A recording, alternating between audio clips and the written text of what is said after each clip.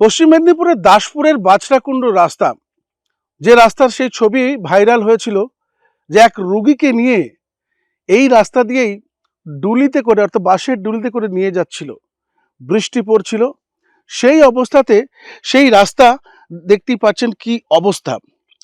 মানুষ হেঁটে পর্যন্ত যেতে পারবে না এই রকম অবস্থা রাস্তার। একই তো বর্ষাকালের 3 মাস এই এলাকা একেবারে জলে ডুবে থাকে। পাশেই দেখছেন যে জমি রয়েছে এবং এই জমিতে ফসল হয়, কিন্তু এই বর্ষাকালের সময় এই জমিগুলো সমস্ত রকম জমি একেবারে জলে ডুবে থাকে। মানুষের যাতায়াতের ভরসা তখন হয় নৌকো। জল নেমে যাওয়ার পরেই কিন্তু দুর্ভোগটা মানুষের আরও বাড়ে। যখন এই রাস্তাতে আর নৌকো চলে না, তখন এই রাস্তা দিয়ে মানুষও চলাচল করতে পারে না, এক হাঁটু করে কাদা হয়ে থাকে।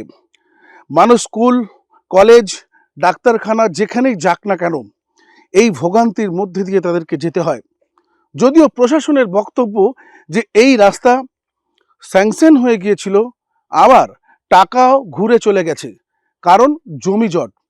তাদের বক্তব্য জমি জটের কারণেই নাকি এই রাস্তা কমপ্লিট হয়নি। তবে এটাও আশ্বাস দিয়েছেন যে খুব শীঘ্রই এই রাস্তা আবার তৈরি হবে। তবে দেখা যাক মানুষের অর্থাৎ দাসপুরের মানুষের এই ভোগান্তি কতদিন আরও ভুগতে হয়।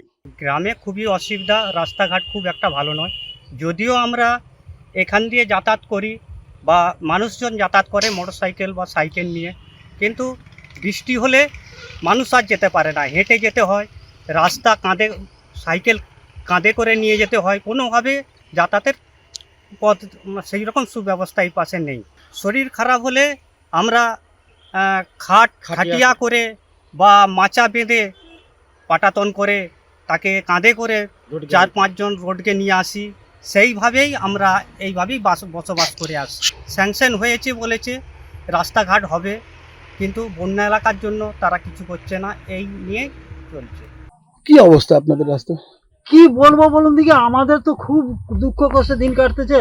কারণ খাওয়া দাওয়ার দিকে অসুবিধা কিছুই নেই, আমাদের এই যে যাতায়াতটা এটা বলবেন নি। কারণ একটু বৃষ্টি হলে রুগী হোক আর মানুষের যতই অসুবিধাই হোক, ওষুধপত্র কেনাকাটা করতে আসা হোক, কিন্তু আসা যায়নি।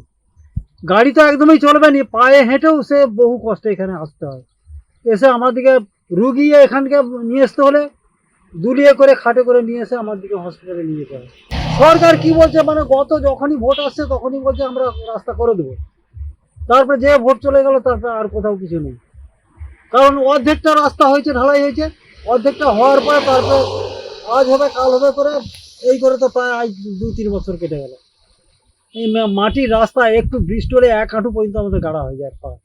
পশ্চিম মেদিনীপুর থেকে সোমনাথ দাস, এবিপি আনন্দ।